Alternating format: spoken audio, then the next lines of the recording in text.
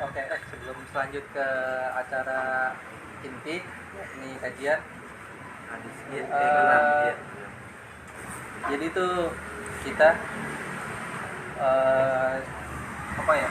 Kenapa kita selalu mengadakan kajian dari Selasa? Karena di hari ini merupakan hari raya untuk kami, hari raya, hari besar, hari yang dimana ada yang dimana kita harus bertemu, silaturahmi, berkumpul untuk melakukan kajian, sharing, bertukar ilmu demi kebaikan. Ya, betul ya, benar ya? Betul. Kan kayak gitu. Benar, nggak ada yang salah. Benar. Oke. Tadi kan request ya, hari raya. Jadi hari Selasa itu hari raya kita, hari raya pemuda PSIS ya, lebih tepatnya pemuda Cimanggis untuk melakukan kajian sharing ilmu yang bermanfaat. Lalu kita sekarang berpindah ke sesi inti atau sesi kajian yang akan dibuka oleh siapa? Iqbal. Nanti bisa mengenali dirinya kali. Oke, mungkin yang baru-baru juga perkenalan dulu. Juga baru. Hah? Yang juga baru. Iya, maksudnya semuanya perkenalan gitu gimana, atau mau langsung kajian atau mau perkenalan dulu Gimana moderator? Oke, kalau menurut saya sih perkenalan dulu karena ada kalimat ada pepatah, tak kenal maka tak sayang. Maka ta'aruf. Tak kenal maka ta'aruf. Maka ta'aruf. Oke, dari materi mohon memperkenalkan diri. Nanti kita muter dari kanan balik lagi ke pemateri. Nama saya Iqbal Roizani. Kalau saya minta anak-anak kalau ngajar besar dipanggilnya Bang Roy gitu. Tapi kalau di sini Iqbal Lagi viral itu. lagi viral. Ya, Ada dong banyak. Kalimantan Selatan. Ya, habis Apa? banjiran. Terus Daratnya? sekarang tinggal di Pasar Minggu. Sekarang semester Akhir. akhir sama berarti. Oke. Kenalkan ya, assalamualaikum warahmatullahi wabarakatuh. Kenalkan, nama saya Seno. Satu. Hah? Satu katanya semuanya, makanya tak kenal kata sayang. Gimana nih, ya? Iya, satu biar si Iqbal juga kenal sama kita semua, ya kan? Saya Seno dan tinggal di Kang Haji Ramin, Kampung Tipar, RT 3 RW 9. Saya mahasiswa HI Hubungan Internasional angkatan 17 semester akhir sekarang. Senior kan? Senior. Selanjutnya baru. Assalamualaikum warahmatullahi wabarakatuh. Waalaikumsalam. Memperkenalkan diri, nama saya Baru Faizi. Saya mantan mahasiswa. Bentar. Mereka. Terus saya tinggal di Cisarua, tepatnya di belakang Permata Polis 1. Nah. Bismillah, nama saya Yasir ya, mahasiswa UIN Jakarta, jurusan Sastra Arab. Salam kenal Bang Roy. Lanjut. Assalamualaikum warahmatullahi wabarakatuh. Kami ada depan lagi. Perkenalkan, nama saya Muhammad Jatafillah, biasa dipanggil Jahid, mahasiswa semester 2 CICB. Jurusan. Ini mahasiswa semua ya, Rul ya? Iya. Bagus dong, bagus. Jadi kita pelajar semua kan. Assalamualaikum warahmatullahi wabarakatuh. Saya Muhammad saya masih SMA.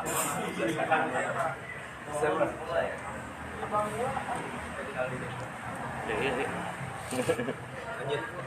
Oh ya, entum tuh. Kalangan. Oke. Nama saya Rehan.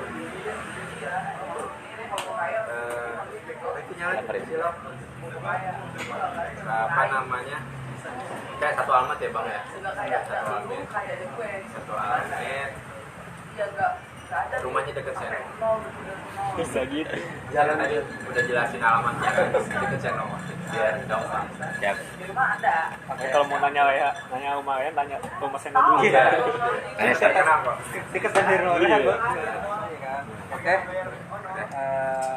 Setelah perkenalan kita selanjutnya akan mendengarkan dari materi tentang hadis ke Ke 6 ya. hadis ke 6. Oke, waktu dan tempat dipersilakan. Saya ini materinya jahit sama kan belum dapat. Udah aneh kirim Jahit. Jahit kirim ke Fikar. Enggak. Era waktunya. Sampai Isa juga nggak apa. Iya, nggak apa-apa. Sampai Saya tutup. tadi mintanya 5 menit. Ya, makanya kalau dikasih waktu Tutup aja enggak itu mah. Sampai tutup juga tadi. Udah terserah antum, Bang. Ganjelin aja. Oh iya, betul. Coba kamera tepat di Bismillahirrahmanirrahim. Assalamualaikum warahmatullahi wabarakatuh. Ngalangin enggak? Waalaikumsalam warahmatullahi Waalaikumsalam wabarakatuh. warahmatullahi wabarakatuh. Alhamdulillah, salatu wassalamu ala rasulillah wa ala alihi wa sahbihi wa mawalah. Rabbi syrah li sadri wa yassir li amri wa hlul 'uqdatam min lisani yafqahu qawli. Amma ba'du. Alhamdulillah, segala puji syukur kehadirat Allah Subhanahu wa taala yang masih memberikan kita kenikmatan dan kesehatan, terutama kenikmatan Islam dan iman, sehingga kita mau ya untuk menghadiri kajian yang mana anak-anak muda lainnya nggak akan terpikirkan untuk melakukan hal seperti ini. Saya pun kaget melihat anak muda Persis, terutama pemuda-pemuda Persis mau gitu ngadain kajian walaupun dengan keadaan yang terbatas gitu, yaitu pematerinya yang ada saja dari orangnya masing-masing dan lain-lain. Itu udah menjadi sesuatu pencapaian yang besar ya, dan belum tentu kita dapati, dan saya nggak pernah mendapati mungkin, tapi jarang sekali gitu. Kemudian salawat serta salam tak lupa kita haturkan pada junjungan kita Nabi Muhammad Sallallahu Alaihi Wasallam yang telah mengajarkan Islam secara utuh, secara kafah, sehingga kita dapat mengamalkannya dan merasakan Islam itu dengan sangat indah. Ya, pertama-tama saya mungkin minta maaf dulu sebelumnya karena ini dadakan ya, jadi benar-benar belum saya persiapkan. Jadi mungkin nanti dalam mengisi kajian atau kita sama-sama belajar di sini ya, sama-sama belajar. Saya juga masih mahasiswa, Bang Rehan ini kakak tingkat, jadi saya perlu belajar dari beliau terutama gitu, dan yang lainnya mungkin jadi kalau misalkan dari saya ada salah kata, mungkin ada salah ucap, mungkin ada banyak kesalahan, nanti itu bisa disanggah atau diberi masukan yang lebih. Ini untuk pembelajaran saya juga. Karena di KKN ini sebenarnya bukan cuman kita, kayaknya waktu disuruh KKN kayak ustadz semua gitu. Kayak dianggap ustadz semua, padahal ya masih mahasiswa, masih belajar. Dan kita cuma belajar ya perasaan tentang keislaman diajarin di STIP itu sedikit gitu. Diajarinnya malah kebanyakan teori. Kan saya pendidikan, jadi teori pendidikan, teori dari siapa gitu, tentang pendidikan ini gitu aja. Dan keislaman itu sendiri cuman ya lihat YouTube, lihat pengajian ustaz gitu aja, nggak ada bener-bener kayak mengkaji kitab apa gitu. Jadi mungkin kita di sini sama-sama belajar aja.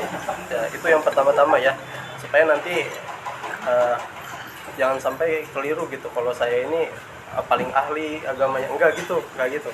Jadi saya di sini cuman istilahnya menggugurkan kewajibannya.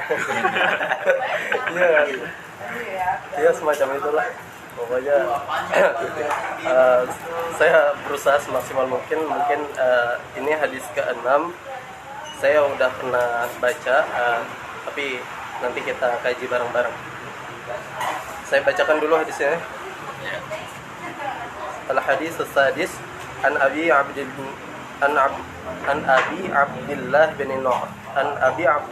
Nu'man bin Bashir radhiyallahu anhu qala sami'tu Rasulullah sallallahu alaihi wasallam yaqul innal halala bayyinun wa innal harama bayyinun wa bainahuma umurun mushtabihat la ya'lamuhunna katsirun minan nas faman ittaqal syubahat faqad istabra'a lidinihi wa 'irdihi wa man waqa'a fi syubahat waqa'a fil haram karra'i yar'a hawla al-hima yushki ay yarka'a fihi ala wa inna likulli malikin hima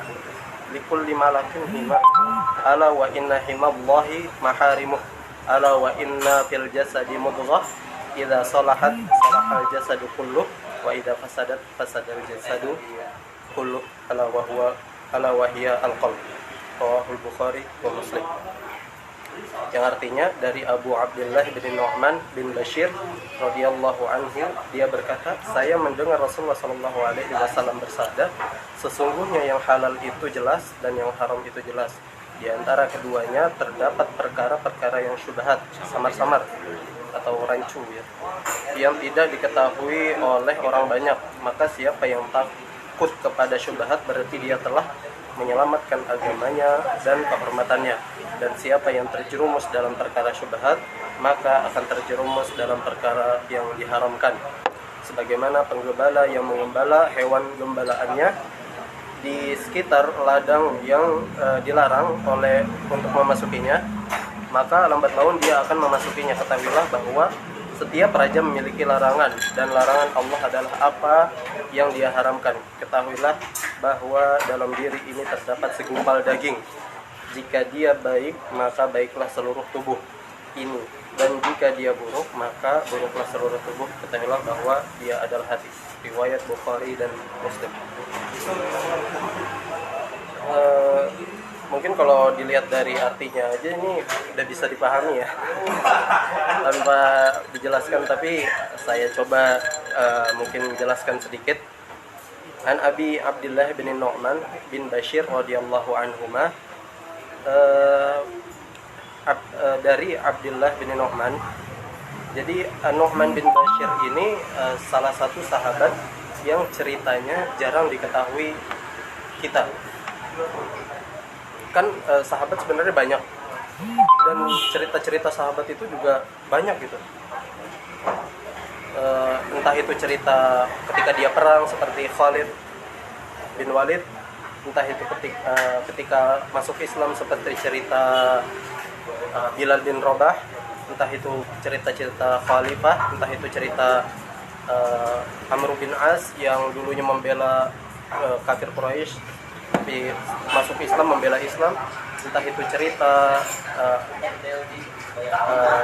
Abdurrahman bin Auf yang banyak sekali mensedekahkan hartanya, dan cerita-cerita yang lainnya. Tetapi untuk Abdullah bin Nu'man ini, Nu'man bin Bashir ini jarang sekali kita ketahui ceritanya. Tapi padahal cerita dari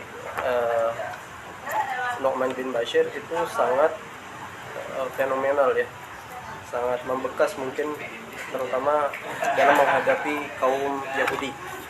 Ketika Muhajirin atau ketika Rasulullah SAW berhijrah dari Makkah ke Madinah, itu kaum Yahudi itu sampai bilang kalian tidak akan hamil.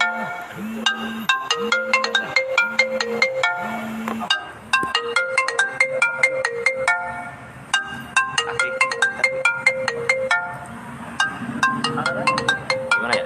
Angkatnya. Tapi ini giginya. Kalian tidak akan punya keturunan.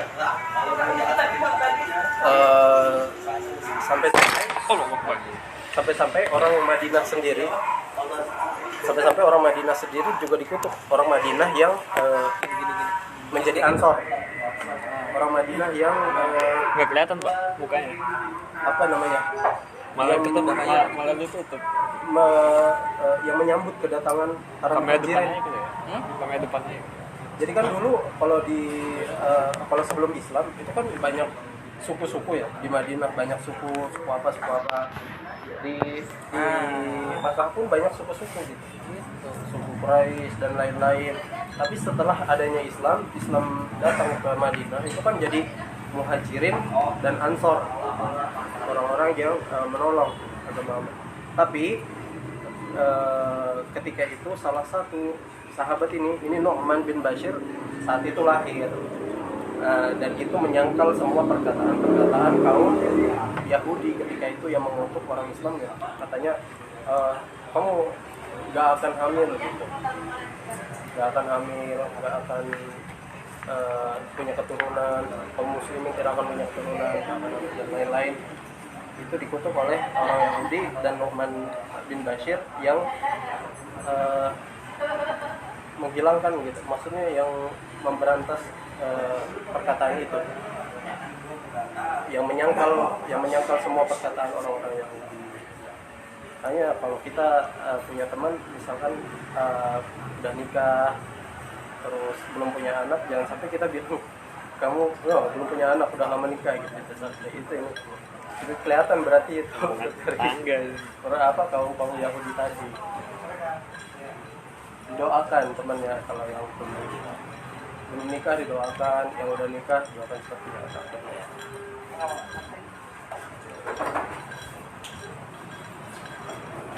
Assalamualaikum. Waalaikumsalam. Ya.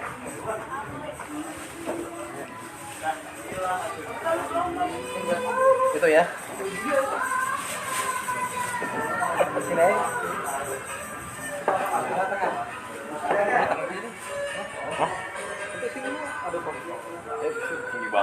Bisa. Saja lu.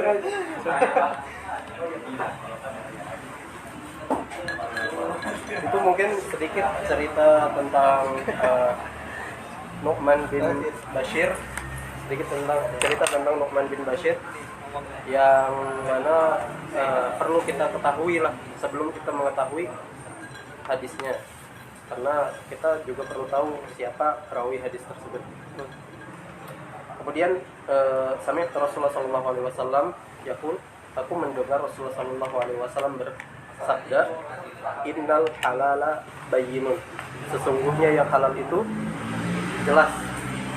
Sesungguhnya yang halal itu jelas sudah dari Al-Qur'an dan As-Sunnah. Wa innal harama bayyinun, dan yang haram itu juga jelas. Allah Subhanahu wa taala berfirman, wa ahallallahu al-bai'a wa harrama riba, dan telah Allah halalkan jual beli dan mengharamkan riba. Jadi jelas jual beli kalau biasa sesuai ketentuan Islam, tidak curang dan lain-lain, itu halal jelas.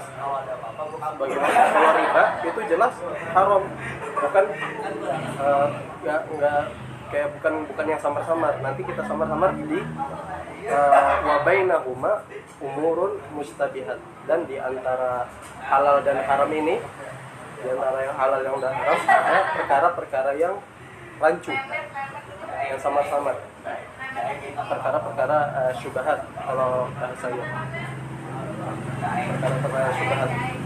Mungkin kita semua di sini udah tahu lah perkara-perkara syubhat itu apa, yang samar-samar lah. La ya'lamuhunna katsirun minan nas, yang tidak diketahui kebanyakan manusia gitu. Kebanyakan orang nggak tahu perkara syubhat ini.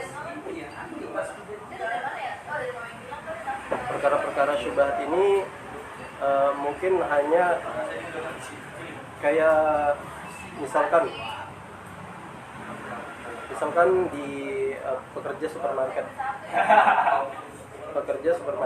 yang mana di supermarket itu dijual juga khamar kan jelas haram, tapi pekerjanya dia bekerja di situ. Nah, pekerjaannya itu halal kah haram, kita kan nggak tahu. Yang tahu cuman para ulama gitu. Pekerjaannya itu halal apa haram, kenapa halal, kenapa haram, dan lain-lain. Kita sedikit orang tahu itu jelasnya halal apa jelas haram. Jadi kalau misalkan haram itu sudah jelas haram, kayak makan babi jelas haram. Kayak kalau halal makan daging ayam, daging kambing, daging apa dan lain-lain, itu kan jelas halalnya. Dan yang tadi makan babi jelas haramnya. Nah, di tengah-tengah itu ada perkara di tengah-tengah halal dan haram tadi ada perkara syubhat. Kayak misalkan makan makanan dari orang yang bekerja di saya sebut ya di bank misalkan, kita kan nggak tahu ya, tapi ulama sudah menetapkan orang yang bekerja di bank itu haram gitu, haram. Tapi kita nggak tahu gaji kalau kita dikasih makan dari orang itu apakah halal atau haram. Itu perkara yang syubhat juga gitu. Kemudian layak alam menggunakan katsiran milanas, pokoknya sesuatu yang syubhat itu jarang diketahui oleh manusia gitu. Jarang orang tahu. Yang tahu mungkin hanya para ulama dan orang-orang yang memang tafakuh, orang-orang yang fikih dalam agama ini gitu, yang paham betul. Famanit taqwa syubhat faqad istabra'a li dinihi wa 'irdihi. Siapa yang takut akan syubhat ini, maka dia telah menyelamatkan agamanya, dan kehormatannya. Waman waqa'a fi syubhat waqa'a fil haram. Di sini jelas ya. Apabila takut dalam syubhat kan otomatis kita bakalan menjauhi syubhat itu. Waman waqa'a fi syubhat waqa'a fil haram. Apabila kita terlalu berleha-leha dalam syubhat, misalkan kita menganggap syubhat itu kan belum jelas halal atau haram, akhirnya kita ambil aja gitu syubhat itu, itu pun nanti akan terjerumus kepada yang haram. Waman waqa'a fi syubhat waqa'a fil haram. Sedangkan kalau misalkan kita udah takut, kita akan menjauhi itu. Seperti zina, la taqrabu zina, maka kita akan menjauhinya gitu. Sama seperti syubhat, kita takut syubhat, kita takut kepada keharaman, jadi kita hindari aja syubhat itu, jangan sampai kita ambil kalau bisa. Kemudian karra'i yar'a haulal hima, sebagaimana pengembala biasanya domba ya zaman dulu tuh, karra'i yar'a haulal hima, seperti pengembala domba, yushkihi ayyar ta'ati, yang mengembala di sekitar tempat-tempat terlarang. Jadi tanah luas, tapi sekitar situ ada tempat-tempat terlarang gitu. Hima itu tempat luas, haulal hima tempat luas yang ada tempat-tempat terlarangnya atau ada tempat-tempat yang sudah tersertifikasi. Di sini tempat terlarang itu siapa? Ala wa inna likulli malakin hima. Ala wa inna himallahi maharimuh. Nah, jadi zaman dahulu itu setiap malik atau setiap raja itu punya tanah gitu, punya tanah luas dan lain-lain. Nah, di sini dicontohkan Nabi, orang yang menggembala domba tadi, dia berada di dekat dengan tanahnya raja. Dekat dengan tanahnya raja. Jadi di sini tanah lapang, di sini tanah raja. Kalau misalkan di sini kan jelas halal, menggembalanya jelas halal. Sedangkan di tanah raja itu jelas haram mengembala di tanah raja. Kalau dulu ditangkap dibunuh. Tapi kalau di tengah-tengahnya sini itu apa? Halal kah haram? Nah, disitulah di antara halal dan haram ada umurun mustabihat, yang syubhat. Nah, di tengah-tengahnya ini yang syubhat. Nanti kalau misalkan sedikit-sedikit ke sini syubhat, sedikit, akhirnya kan nanti ujung-ujungnya ke tanah yang haram tadi. Makanya di sini waman waqa'a fi syubhat waqa'a fil haram, apabila dia berleha-leha dalam syubhat itu, dia menerima aja syubhat itu, maka akan terjerumus kepada keharaman gitu. Kemudian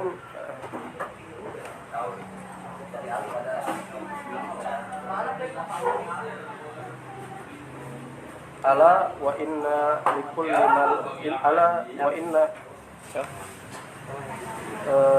sama mana innal hima wa anna himallahi maharimuh, dan tanah Allah itu larangan Allah itu adalah apa-apa yang diharamkannya.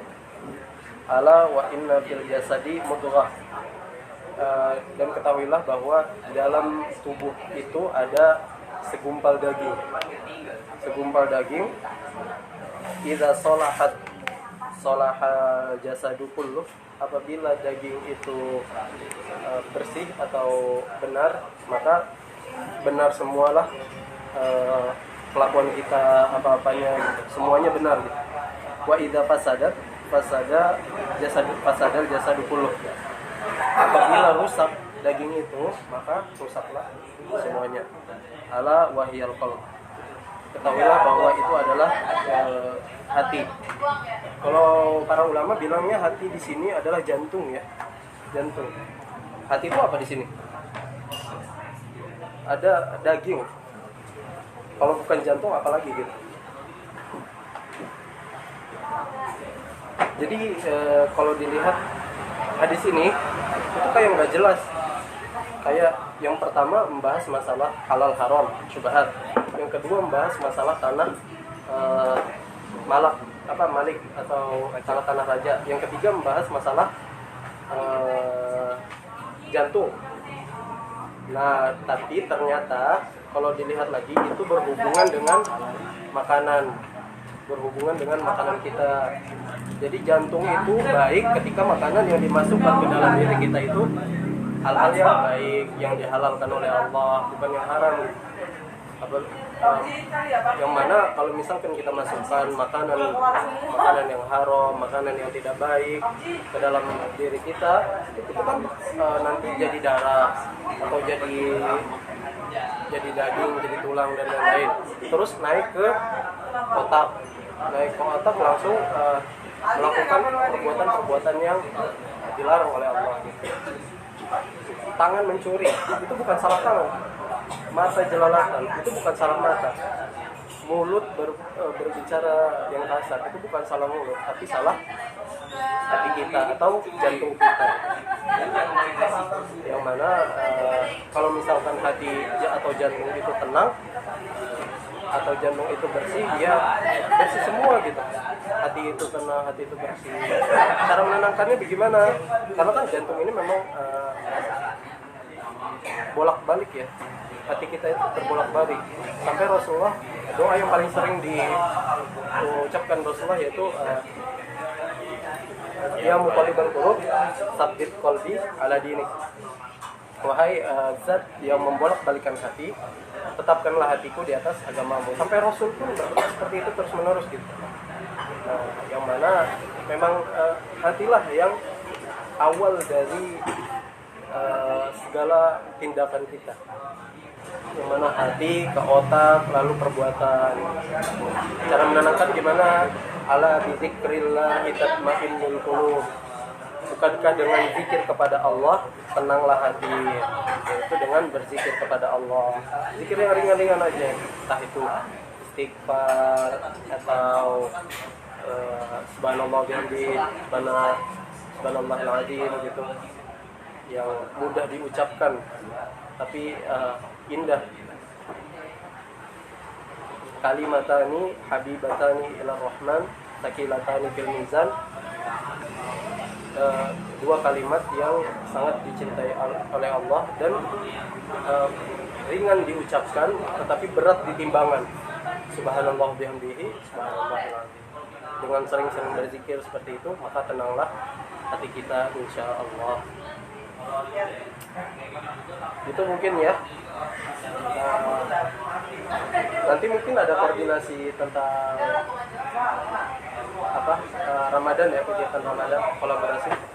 Mungkin saya bacakan aja kandungan faidah ya dari hadis-hadis di atas, Catatan di sini hadis ini merupakan salah satu landasan pokok dalam syariat. Abu Daud berkata, Islam itu berkisar pada 4 hadis. Kemudian dia menyebutkan hadis ini salah satunya, yaitu tentang halal dan haram. Kemudian yang pertama termasuk sikap waro. Waro itu apa? Di bawah ada penjelasannya. Waro itu adalah sikap yang timbul dari rasa takutnya seorang terhadap perbuatan yang haram. Intinya waro ini adalah sikap yang berhati-hati dalam melakukan suatu perbuatan. Dia hati-hati, entah itu halal atau haram. Dia benar-benar berhati-hati mencari kehalalannya dengan benar dan lain-lain. Itulah sikap waro. Termasuk sikap waro adalah meninggalkan syubhat. Nah, termasuk dalam sikap waro meninggalkan syubhat, meninggalkan yang rancu ini, meninggalkan yang samar-samar, perbuatan yang samar-samar ini. Kemudian banyak melakukan syubhat akan mengantarkan seseorang kepada perbuatan yang haram. Kebanyakan syubhat seperti penggembala domba tadi, kalau misalkan lama-lama di situ, lama-lama juga akan masuk ke tempat terlarang. Lama-lama kita nyoba-nyoba misalkan hal-hal syubhat seperti minuman yang anggur hampir difermentasi tapi belum sampai tahap alkohol, itu kan ada. Kalau lama-lama minum kalau nyoba-nyoba itu kan hal syubhat. Kalau nyoba-nyoba hal itu nanti lama-lama kita akan tergetuk hati kita untuk mencoba yang lainnya gitu, yang sudah difermentasi sampai jadi alkohol. Makanya kebanyakan melakukan syubhat akan mengantarkan seorang kepada perbuatan yang haram, menjauhkan perbuatan dosa kecil, karena hal tersebut dapat menyeret seorang kepada perbuatan dosa yang besar. Sebenarnya perbuatan dosa kecil ini sulit ya dihindari, dan kebanyakan dosa itu juga dosa besar ya. Dosa kecil itu apa sih? Kayak mungkin kencing, kecipratan, itu dosa kecil aja. Kalau dosa besar banyak, lihat yang haram, wabah. Kebanyakan dosa besar, malah dosa kecil hampir nggak dapat. Untuk kita berusaha untuk meninggalkan dosa kecil itu aja sulit, apalagi menghindari dosa yang besar. Jadi kita harus benar-benar maksimal dalam menghindari dosa ini. Kemudian memberikan perhatian terhadap masalah hati, karena padanya terdapat kebaikan fisik. Nah, ini jelas ya, masalah hati itu banyak banget sih. Kalau misalkan hati nggak tenang, banyak cicilan, banyak hutang, itu pasti berdampak seluruhnya. Hati nggak tenang, otak banyak pikiran jadinya, jadi kayak nggak semangat melakukan apa-apa dan lain-lain. Kemudian pertanda ketakwaan seseorang jika dia meninggalkan perkara-perkara yang diperbolehkan karena khawatir akan terjerumus kepada hal-hal yang diharamkan. Ini sama ya, sama yang di atas juga. Intinya sikap waro tadi, meninggalkan perbuatan. Kemudian menutup pintu terhadap peluang-peluang perbuatan haram, serta haramnya sarana dan cara ke arah sana.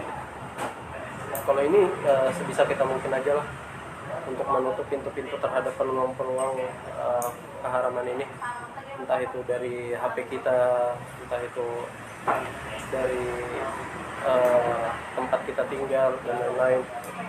Pokoknya sebisa kita menutup pintu peluang itu gitu untuk mencapai ke keharaman.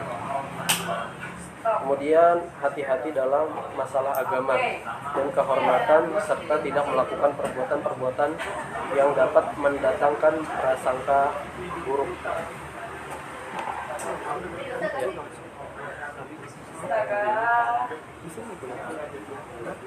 Mungkin itu yang dapat saya sampaikan.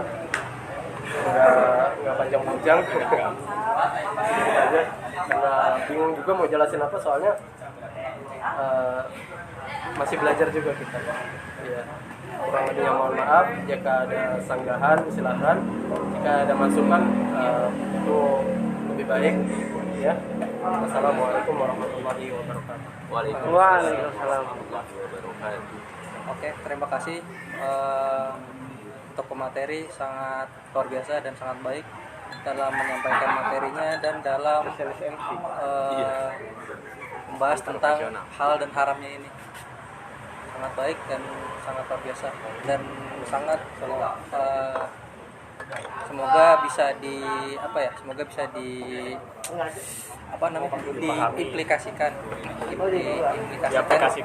diaplikasikan ke kehidupan sehari-hari kita dan semoga kita semua dirahmati Allah dan materi ini bisa kita amalkan, bisa kita amalkan juga ke kehidupan sehari-hari. Sangat baik pembahasannya. Lalu yang baru datang tadi ada Akiki. Ini salah satu salah satu materi.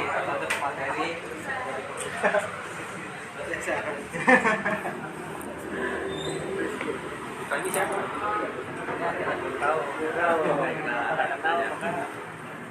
Siapa? Siapa? Zainur. Oh, Zainur. Oke. Ada juga yang baru datang. Mungkin di lain waktu bisa mengikuti tadarus.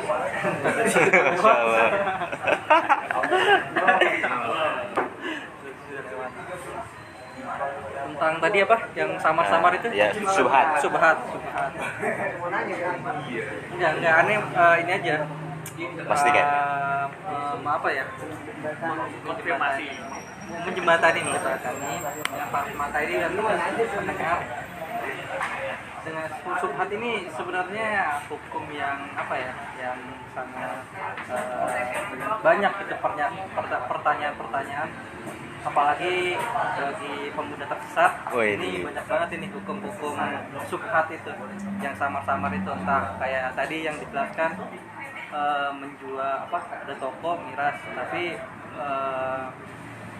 penjualnya tadi karyawannya beragama Islam, sedangkan yang dijual itu kan diharamkan. Nah, itu salah satu subhat. Jadi lalu tadi ada juga tentang tentang hati. Oh ya, yang dari hati, bahwa kita mencuri, kita melakukan hal-hal buruk itu sebenarnya bukan salah tangan atau salah yang lainnya gitu, tapi salah dari hati dan pikiran kita isinya hanya tentang hal-hal yang negatif, dan hati kita itu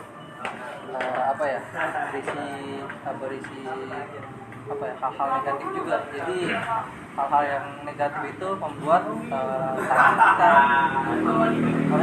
melakukan niat untuk mencuri. Itu dari hal-hal tersebut bisa menimbulkan kemaslahatan, menimbulkan kemungkaran yang dilakukan. Yang tadi saya bisa dapat dari itu, bahwa kita harus menjaga hati dan pikiran, supaya apa yang nanti bisa kita lakukan itu merupakan hal-hal yang positif juga. Seperti itu yang bisa saya sampaikan. Jadi bagi teman-teman yang ingin bertanya, persilakan kepada pemateri yang ingin bertanya. Tadi kayaknya Agiki ya pengen nanya tuh tadi, semangat banget mau nanya. Semangat banget. Kalau tanya nggak apa-apa. Berdiskusi.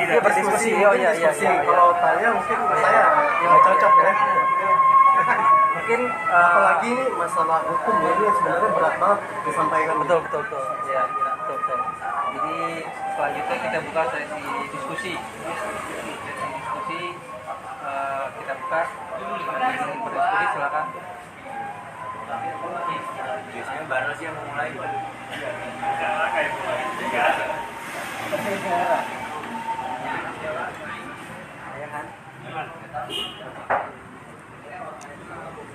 Sekarang ada suaranya nih.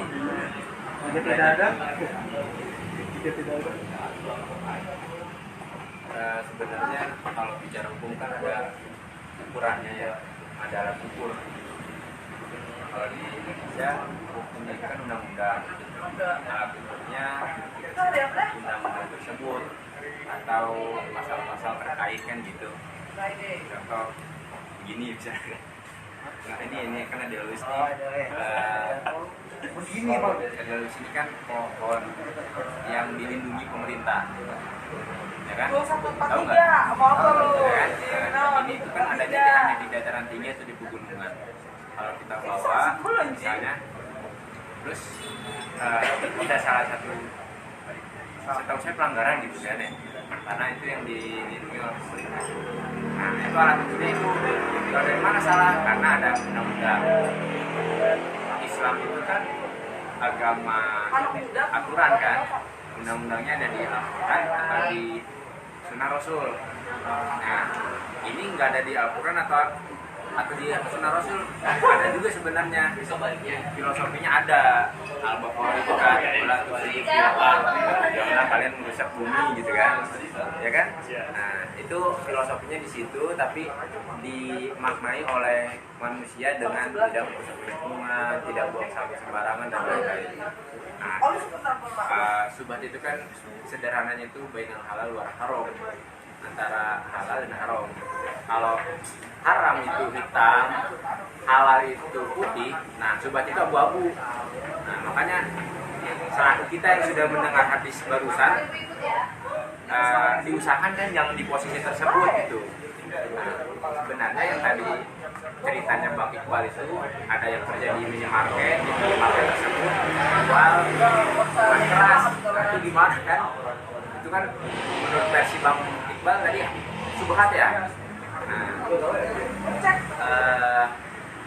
kalau saya memang itu posisinya berat sekali ya, subhat juga. Tapi harus ada pendekatan persuasif yang ngasih solusi gitu. Nah, yang kita sekarang butuhi adalah solusi. Kalau kritis gitu gampang. Nah, tapi kalau ada solusi kita perlu belajar untuk memberikan solusi gitu. Misalnya kalau kita ada nikah lah ya, misalnya gitu, yang nikah ada orang gitu yang kayak barusan kerja situ, nah kita kasih pendekatan, bro, ini ada jalannya bro, gini gitu kan. Tapi kita kasih lowongan juga gitu, ya kan? Kalau menurut saya begitu caranya. Jangan masih dalil terus gue makan dari mana gitu kan? Ya, kita juga bingung, kita nggak bisa ngasih lowongan. Nah, menurut saya itu kita perlu ada pendekatan itu. Kita oke bro, gue ada lowongan nih, lu bisa di sini gini. Nah, itu kan indah banget ya sih ya. Nah, itu solusi. Cuman ya solusi kan nggak murah. Kalau ada yang ngasih solusi, kalau ada yang mengkritik sama solusi enggak, itu kan pekerjaan konsultan sebenarnya. Kalau kita konsulnya kan bayar, cuman bedanya kita itu kan karena kita ikhwan muslim gitu. Nah, jadi ada nilai plusnya di sana.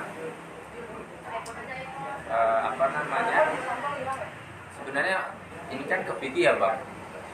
Fikih itu kan pasti ikhtilaf, perbedaan, banyak perbedaan. Tapi minimal itu kita kan harus tahu ya, harus tahu kalau itu di halal atau di haram. Nah, kalau itu aja nggak tahu, apalagi nanti ke selanjutnya gitu, ke pahalanya dan lain-lain. Kalau saya pribadi sebenarnya maunya tuh kita ada studi kasus gitu. Kayak contoh aja, misalnya kayak barusan tuh ada orang yang kerja di minimarket menjual produk haram gitu kan. Apakah semua di sini sepakat kalau tadi pakai cara saya gitu kan? Kita kasih dalilnya, terus kita kasih lowongan gitu. Atau biarin aja, itu kan emang posisinya dia dapetnya di sana gitu. Allah kan maha tahu, maha mengerti gitu. Jadi kayak tadi kerja di bank misalnya. Kemarin tuh kita kan udah ngebahas bank ya. Di debat kemarin. Bank itu kan ada yang mengatakan tuh di antara kita, menurut versi Araka itu inovasi fikih bang, inovasi muamalat. kan dia orang ekonomi juga. Jadi Bang Iqbal bisa kasih referensi baru barangkali gitu kan, kayak contoh tadi kasus bank, kasus yang tadi minimarket. Jadi apakah PIK itu sekaku itu atau ada toleransi yang bisa diwajarkan gitu? Kalau misalnya ya kita kan lagi istihad, kira-kira ini halal atau haram gitu ya, ini sunnah atau bid'ah. Nah kalau di posisi istihad itu kan kita saling belajar, kita debat. Nah kalau di posisi tersebut insya Allah kita di posisi yang mendapat pahala. Hanya kalau misalnya jawaban saya betul, itu saya pahalanya 2, jawaban pikir salah itu pahalanya 1. Tapi kita dalam posisi istihad. Tapi kalau misalnya dia nggak istihad, hanya melakukan tanpa pembelajaran, ya itu beda. Nggak ada pahala, malah bisa resikonya dosa besar. Iya, taklid. Menurut Bang Iqbal itu emang PIK itu sekaku itu atau ada di mana wilayah toleransinya gitu? Buat Boleh? Ada. Saya nggak terlalu berani ya sebenarnya. Cuman setahu saya yang bukan karyawannya ya. Karyawan tapi kayak yang ngangkat misalkan. Dia ngangkat orang tukang ngangkat lah, biasanya kan di hypermart, di mall yang gede gitu, itu kan ada yang ngangkat, ada yang ngangkat barang-barang apa, diangkat ditaruh gitu. Tapi misalkan dia disuruh ngangkat yang kamar tadi, dia nolak, itu boleh katanya gitu. Kalau misalkan ngangkat kamar ditaruh ke lemari ini, misalkan dia nolak, saya nggak mau ngangkat yang itu, saya maunya yang halal-halal aja gitu. Itu katanya boleh. Tapi kalau masalah bank ini sebenarnya nggak panjang ya sebenarnya. Tapi Ustaz itu sepakat sebenarnya. Tapi yang dipermasalahkan kebanyakan orang, saya mau kerja di mana lagi? Sampai-sampai saya punya kenalan, dia dulunya kerja di bank, tapi gara-gara dengar kajian bank itu haram, akhirnya langsung keluar. Terus bingung, nggak ngapa-ngapain, sakit, sekarang udah meninggal. Gitu. Langsung sakit-sakitan, dan kerjaan gitu, banyak pikiran dan lain-lain. Nah harusnya itu kan memang benar-benar apa ya? Kalau misalkan berani untuk meninggalkan, harus berani juga lah, langsung mencari pekerjaan yang lain. Karena ya, kalau kita bicara masalah bab riba itu kan panjang banget.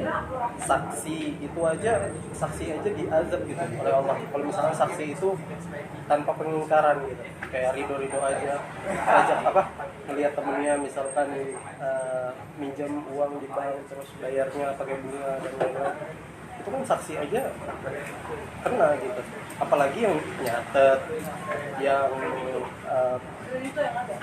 yang meminjamkan gitu. Otomatis kan karyawannya di bank itu meminjamkan gitu, yang nyatet juga. Jadi ya otomatis di situ sih haramnya kalau di bank. Tapi kalau masalah IT-nya itu beda lagi. Pokoknya kalau pembahasan masalah halal haram ini agak ngeri sedap ya. Takut juga sembarangan ngomong. Ya, itu mungkin.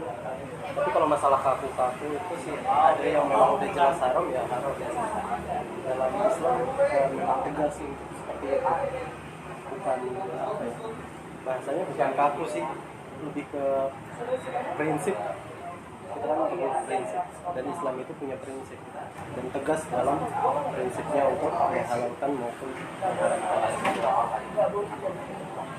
sebenarnya Al-Quran itu juga ada orang yang gara-gara dalil ini masalah syubhat, orang berpendapat bahwa bukannya Islam itu udah jelas, bukannya Nabi Muhammad itu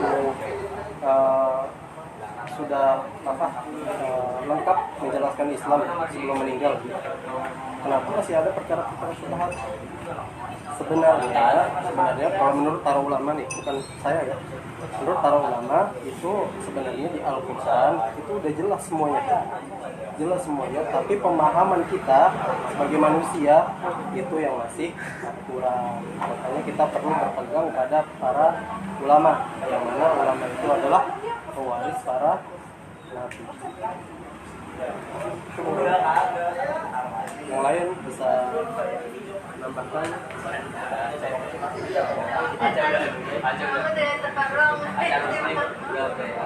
Kalau misalnya yang lagi makan babinya itu haram ya, jelas ini haram, jelas halal. Tapi kalau dalam keadaan darurat, misalnya kita naik gunung habis makanan yang ada cuma babi itu kita makan, itu kan boleh. Nah itu ruso ya, keringanan. Itu kaidah fikih juga. Iya, terus misalnya ya ada kaidahnya. Itu kan itu jelas tuh, itu nggak subhat kan itu. Nah, misalnya foto atau barang tumbuhan, kita di jalan nemu uang 100.000 gitu kan, kita umumin nggak ada yang ngaku, dan kan ada batasan itu ya. Tahun kalau tidak salah, misalnya nggak ada baru bisa kita pakai. Itu kan sebenarnya subhat itu, tapi karena ada kaidah foto itu bisa kita pakai. Tapi kalau nanti ada yang mengaku, baru kita ganti kan gitu. Nah jadi sebenarnya hukum Islam itu udah mutlak ya, ada halal sama haram, kemudian subhat itu di antara tengah-tengahnya, tapi kita di hadis tersebut itu diusahakan tidak di posisi subhat kan gitu. Nah, terus ada sunnah, ada wajib, apa lagi ya? Udah ya, makruh, mubah. Nah, berarti apa namanya? Itu udah jelas. Berarti tinggal kita harus tahu aja sih maksudnya itu di posisi mana berarti ya. Tapi kalau menurut saya, kalau yang sifatnya polemik seperti barusan itu, ada namanya ihtiyati bang ya, kehati-hatian gitu. Jadi kayak tadi gue coba kasus yang minimarket sama kita perlu ihtiyatinya tuh kalau bisa kurang mendekati ke wilayah tersebut. Kalau misalnya kita mau Islam itu apa gitu ya, menyeluruh. Jadi itu mah tergantung apa namanya orangnya masing-masing berarti, ya kan? Jadi gitu kalau menurut saya. Iya, kalau kata Ustadz itu tergantung ilmu kita. Jadi pemahaman kita sampai mana itu yang diambil, dan sampai yang karena jarang orang tahu gitu. Yang syubhat itu kebanyakan orang nggak tahu gitu. Ini halal apa haram? Musik tuh halal apa haram? Misalkan rokok tuh halal apa haram? Itu kan kita nggak tahu jelasnya seperti apa, tapi pemahaman kita sampai mana. Kalau misalkan itu masih syubhat, ya sebaiknya Kalau dari Bang Iqbal sendiri ngasih tahu orang yang syubhat itu kayak gimana menurut Bang Iqbal? Maksudnya sulit ya. Kalau nggak ada kayak gini nggak bakal sih. Mungkin sulit pendekatan sih. oh, pendekatan. PDKT ya. Iya, PDKT. Lebih ke pendekatan dulu. Tapi kalau misalkan langsung dikasih tahu kan otomatis salah juga. Yang penting hati kita dulu sih. Kan man ro'a minkum munkaran, siapa yang melihat kemungkaran maka ubahlah dengan tangan gitu, atau dengan tindakan.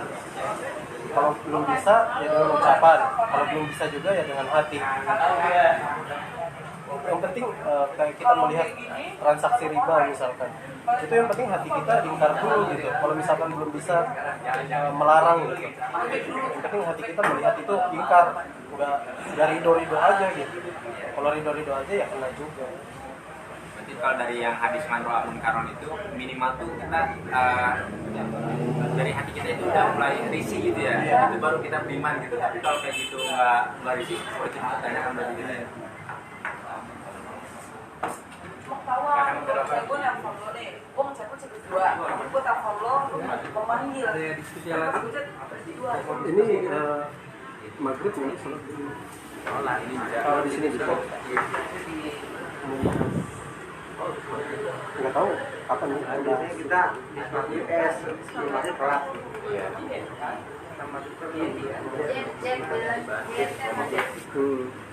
Oh gitu. Jadi mau nambahin dikit tentang kayak tadi ya. Apa namanya? Kalau disebut hukum itu kaku, ya kaku sebenarnya kan. Yang udah mutlak kan. Tidak apa yang bisa diukur lagi. Bicara hukum, apa namanya? Ya nanti sih sebenarnya balik lagi ke diri masing-masing. Tadi yang dikatakan benar, bagaimana kita menyikapi sesuatu hal kalau nggak punya ilmunya kan. Baru lagi keinginan kita sejauh mana, bagaimana kita itu bisa teruji ketika ada suatu masalah sebenarnya. Jadi ketika keimanan naik pasti kan akan tadi dari sesuatu hal ada risih yang nggak enak kan pasti. Ketika udah risih kan berarti dia akan bereaksi, seluruh tubuhnya itu bereaksi harusnya. Ada juga yang bereaksinya cuma oh udah begitu aja kan, ada bereaksi dengan tindakan. Nah, jadi memang balik lagi ke sebenarnya bagaimana kita cara kita untuk meningkatkan ketakwaan kita. Islam memang harus kafah, nggak ada dipilah-pilah lagi. Misalnya, oh sini mah boleh ini. Sebenarnya nggak bisa seperti itu. Bahwa satu menyeluruh. lengkap dengan sunnahnya dan ajarannya lengkap, ya nggak bisa dipilah-pilah lagi karena harus kafah. Nah, bagaimana sekarang kita sebagai bisa kafah, benar-benar kafah gitu. Nah, di ayatnya kan di Al-Baqarah yang tadi ayat 28 itu kan panggilannya pertama apa? Ya ayyuhalladzina amanu udkhulu fi silmi kafah, maksudnya dipanggil apa? Orang beriman. Ya ketika kita tidak beriman apa masuk ke dalam golongan itu. Makanya yang harus dibenahi adalah keimanan kita. Ketika menghadapi satu masalah, ketika kita menghadapi iman, itu akan mudah, jauh akan lebih mudah. Misalnya mungkin yang tadi teman coba kan Iqbal sampai juga karena dengan bukan dengan iman, dengan nafsu dia. Maka ketika kita melihat sesuatu hal atau memutuskan sesuatu hal itu, lihat dulu ini karena iman kita, karena nafsu kita meninggalkan sesuatu hal. Takutnya kalau dengan nafsu ya itu yang didapat cuma segitu doang. Tapi kalau dengan iman, Allah janjinya apa? Dapat rezeki yang tidak terduga, ya kan? Banyak kan tentang ayat-ayat tentang rezeki itu pasti diawali dengan iman. Tingkatkan iman, nanti akan dikasih ilmunya, rezekinya dikasih lengkap semuanya. Makanya itu tadi kalau berbicara tentang permasalahan hukum Islam tetap mutlak, tidak akan berubah. Bagaimana manusia itu tadi mempelajarinya, mau enggak dia meningkatkan keimanan dengan mempelajarinya. Mempelajari dengan cara seperti ini, bahkan dengan seperti ini kita lebih tahu. Ketika misalnya akan bekerja, berarti akan memilih lagi. Oh ini nggak cocok buat saya, nggak sesuai dengan pemahaman saya, dengan pemahaman Islam saya. Itu karena apa? Awal mulanya dia tidak paham. Oh kalau memang paham misalnya siapa namanya kamu? Seno misalnya. Seno udah paham. Tiba-tiba ada tawaran di bank misalnya, pasti galau. Ya kan? Ya kalau misalnya belum tahu, misalnya kalau udah tahu misalnya pasti galau kan kalau udah tahu. Coba kalau belum tahu pasti diterima kan? Pasti kan? Tapi ketika udah tahu, kita akan memilah gitu. Ini kira-kira baiknya. Nah, balik lagi. Ketika kita memilih sesuatu hal itu, kalau cuma tujuannya dunia, kemarin apa akan mendapatkan apa? Dunia saja. Kalau tujuannya akhirat, dunia dan akhirat Allah kasih. Makanya ketika mau mensikapi sesuatu ya tadi balik lagi tingkatkan dulu imannya sejauh mana. Kalau kita imannya masih rendah ya berarti kita harus belajar lagi, baca buku lagi, baca kitab lagi. Kalau saya menyikapinya tetap tidak ada apa tidak ada simultas dalam hukum sebenarnya kan. Tetap, ada beberapa yang ini kan kayak contoh ada teman-teman di luar sana ketika kan sepakat ya takut itu dilarang masuk masjid ya. Nah, dibuat fleksibilitas kan nggak boleh masuk masjid, takut darahnya misalnya terjatuh atau gitu. Kita sekarang udah ada yang pakai tulisan kayak gitu kan, udah nggak bakal jatuh. Tapi pada dasar ketika hukum itu ada bukan karena takut jatuhnya kan, gitu. Dibalikin aja memang itu udah mutlak hukumnya. Bukan karena itu sebenarnya nah, jadi kita belajar banyak belajar sih gitu. Makanya anak muda nanti sebelum bekerja nanti yang bisa lihat mana yang baik buat kita ke depan itu tambahan sih ya, nilai saya bagus ya kajian hari ini. Cuma satu yang ingin saya garis bawahi, ini baru aja ya, tanya dong. Itu satu yang ingin saya garis bawahi tentang hukum tadi. Menurut saya pribadi, jangan diserang nih kalau saya berikan jawaban ya. Saya pribadi, hukum itu bukan kaku, tapi dia lebih membatasi tindakan atau perilaku yang melebihi batas wajar gitu. Jadi misalkan ini hukum, ini orang, tapi orang itu ingin apa ya melebihi batas tersebut, itu kan udah salah kan. Jadi hukum itu membatasi itu misalkan di sini baik, di sini buruk. Nah ini nih hukum nih ada di tengah-tengah. Jadi untuk membatasi hal-hal baik dan hal-hal yang buruk. Jadi hukum itu bisa untuk membatasi dari hal-hal yang buruk. Kayak gitu saya. Oh iya yang mampu.